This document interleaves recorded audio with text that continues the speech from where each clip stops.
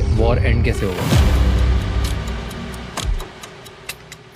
Iran will never surrender. They are ready for a long haul battle. वो simple सीधे सीधे कहते हैं we are ready to fight for 10 years. Lieutenant colonel Narendra Singh Thakur एक bomb disposal and post blast analysis expert हैं। इन्होंने 8 months पहले ही accurately predict कर लिया था ईरान इजराइल यूएस वॉर होने वाला है। ईरान एग्जैक्टली कैसे फाइट करेगा उसका प्रिडिक्शन उन्होंने स्पॉट ऑन किया था।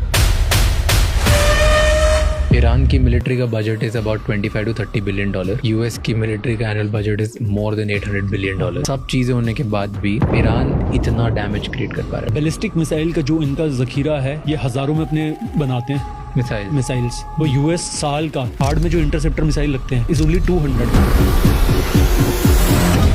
उन्होंने हमें बताया कि ईरान जैसी स्मॉल कंट्री कौन से ऐसे सस्ते वेपन्स के साथ यूएस के बिलियंस ऑफ डॉलर्स के वेपन्स से फाइट कर रही है और कैसे ये वॉर वर्ल्ड इकोनॉमी को कोलैप्स कर सकती है। अब शाहिद ड्रोन है 20 to 40,000 डॉलर्स की कॉस्ट है उसकी, going against interceptor missiles which are 3 to 4 million. 30-40 lakh के ड्रोन को रोकने के लिए 70-80 करोड़ रुपए यूएस को खर्चा करना पड़ता है। फर्स्ट 100 hours में they have moved up about 7 to 8 billion dollars and they have got a nuclear bomb।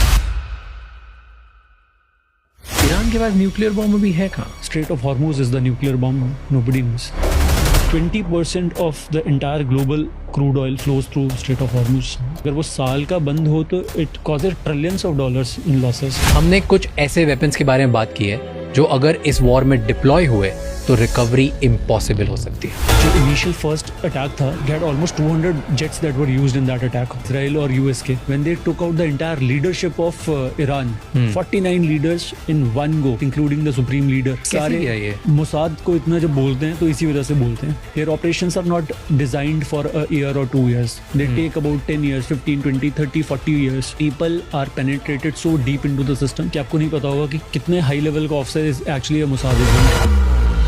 US और इजराइल ने कुछ कॉज किया है ईरान में, that is called black rain. US ने ईरान के ऑयल डिपोज को स्टॉक किया, उसकी वजह से the amount of fumes and everything जो उसकी बर्निंग की वजह से हुआ, it created a cloud and उसके थ्रू जब भी जो भी बारिश होगी या जो पानी गिरेगा, it can cause severe damage to human body, that is being called the black rain. Iran ने मिडिल ईस्ट पे अटैक किया। मिडिल ईस्ट क्यों नहीं जवाब दे रहा? डू यू थिंक रशिया इस पूरे वॉर में सबसे बड़ा विनर बनेगा?